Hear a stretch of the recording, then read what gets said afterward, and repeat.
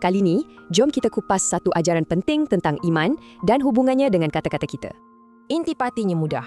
Kalau tak boleh cakap baik, lebih baik diam. Kata-kata kita ni berat tau. Hadis ni ajar kita, iman yang sejati tu terpancar dari cara kita bercakap dan perwatakan kita. Nampak kan? Iman, akhlak dan tutur kata, semuanya berkait rapat, memang tak boleh dipisahkan. Dan jangan lupa, setiap perkataan yang keluar dari mulut kita akan dihisap oleh Allah. Jadi, pilihannya jelas kan? Sama ada kita cakap benda yang baik atau kita diam saja.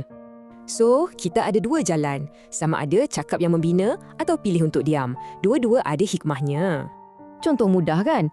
Daripada ejek kawan, apa kata kita bagi kata-kata semangat? Kan lebih baik? Tapi, ia bukan setakat kata-kata tau. Ia juga tentang perbuatan kita pada orang lain. Ya, memuliakan jiran dan tetamu, itu pun tanda iman yang kuat. Penting sangat.